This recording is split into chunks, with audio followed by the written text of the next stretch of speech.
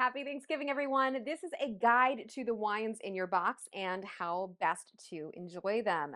Now, Thanksgiving in my house is a pretty big deal. We go over the top and always have. We love Thanksgiving, and it doesn't start at 4 p.m. It starts in the morning with an aggressive breakfast that would suggest that there's nothing else happening the rest of the day in terms of food, but in reality, we just like to go big at all meals. And so these wines represent all day long consumption, both in food and in wine. Starting with glassware. Now, this is a big day, lots going on. There's really only one type of glass that you need, which is a universal all purpose wine glass. I do not recommend going out and getting all different types of glasses for all these different types of wine.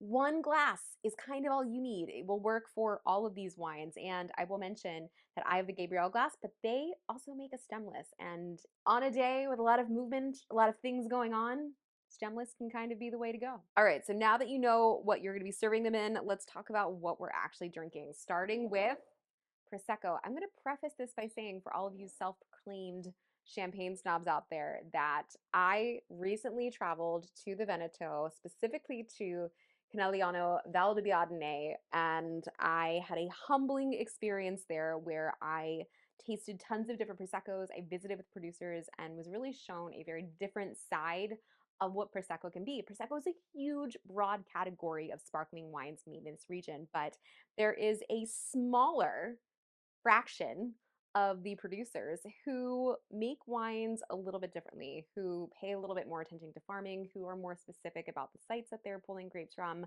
and of course, how they're actually producing, which is at a higher quality. And this is one of the producers that I was introduced to. This is Masottina, and this is actually a rosé Prosecco. This is something that has not always been legally made in this region. They've been making it for a long time, but rosé Prosecco is something that you really couldn't label as Prosecco until a few years ago. Before that, it was just called Spumante.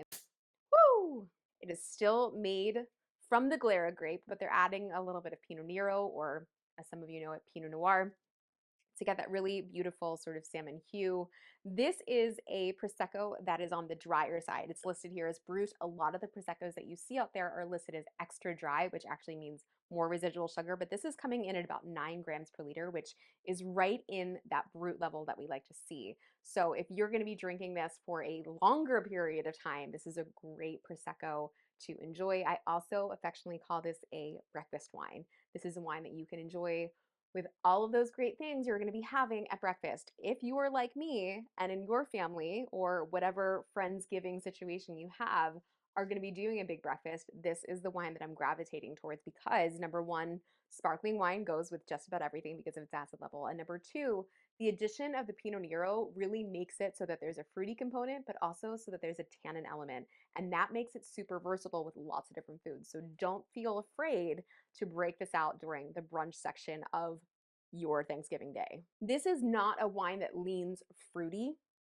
but there are fruit elements. There's some savory elements as well. And for me on Thanksgiving, I want a little bit of everything. And I think that's what this Prosecco gives me. Serve it cold, serve it in a wine glass like this, or if you feel like it, you can break out the champagne flutes. But I think this is delicious out of a regular, standard, universal, or white wine glass. All right, if you are a podcast listener, or better yet, a podcast wine club subscriber, then you are probably going to be familiar with the white wine that I've included in this shipment, which is this right here. This is the Domaine Gassier Coucardie Blanc. This is a gorgeous, gorgeous white wine that I talked about in the episode I did with Vince Anter. And we talked about this wine as being perfect for the Thanksgiving dinner table. So it stands to reason that I was like, well, I think we kind of have to include it in our Thanksgiving shipment, right? This is a blend of mostly Viognier, a little bit of Roussanne and Claret and Grenache Blanc. These are all grapes that you would normally see in the south of France. And what I love about this wine is you're going to find that there is so much texture there, but there's also something very fall and kind of like squashy about it. This is kind of what clued us in to say this is a great Thanksgiving wine. Again, we're serving this out of our all-purpose glass. You do want to get this in the fridge, get this cold, but I would take this out 20 minutes before you're actually going to serve it. Ugh, yes. It's like Thanksgiving dinner in a glass in the best way. So I chose this wine for a few reasons. One, obviously, I mentioned that this was a wine that when we were tasting it, we were like, oh my gosh, this would be so good at the Thanksgiving dinner table because it's going to work really great with all of your squashes, your potatoes. I mean, think like sweet potato casserole. Think about all of your roasted squashes and even like your roasted meats, your turkeys. This is such a great wine to pair with that. But also, it's a wine that I think can work for a lot of different palates. You're going to notice on here there's a lot of texture, there's a viscosity and almost a slight smokiness to this wine that I think the people who really love Chardonnay are going to be reminded of. But there's also a brightness and a lift, and there's really none of the oakiness that Chardonnay haters might not appreciate. So if you've got a wide array of white wine loving palates, this is a wine that I'm definitely throwing on the table because I think they can find a lot of different things. I also love that this wine gives you all of this great richness and fruitiness, and not in an overwhelming way, but in a way that I think is going to support a lot of the different flavors that are going on the table. Remember, it's not just savory that's there. I don't know how you make your sweet potato casserole, but ours usually comes with marshmallows. There's usually a lot of jams and relishes, cranberry sauce on the table. There's lots of fruit elements on the table, and we don't want to ignore that. We want to support it.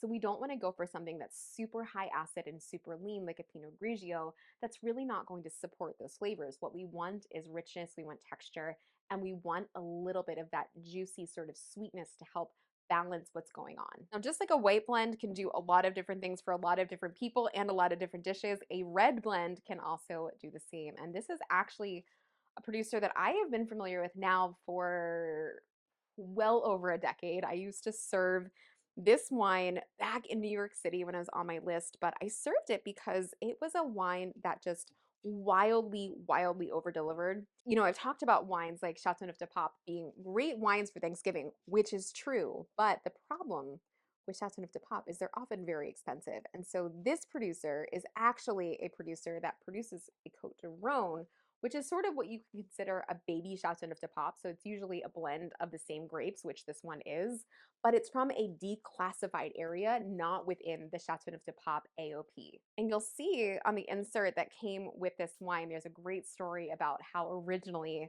when they were designating that AOP, even though the property that Clos de Cailloux owns is basically within earshot of some of the biggest Chateauneuf de Pape producers, they weren't included just because of weird logistics that happened back in the 1930s. And so what we have here is what I would sort of consider a declassified Chateauneuf de Pape. It has all the things that you would want in terms of terroir and pedigree and style of a Chateauneuf de Pape, but you're getting it at Cote de Rhone prices.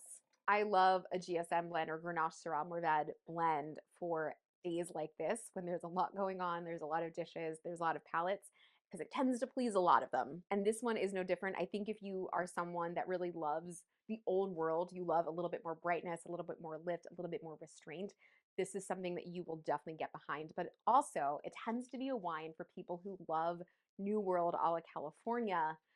It tends to be a wine that they can easily get into because there is so much great ripeness and juiciness here as well.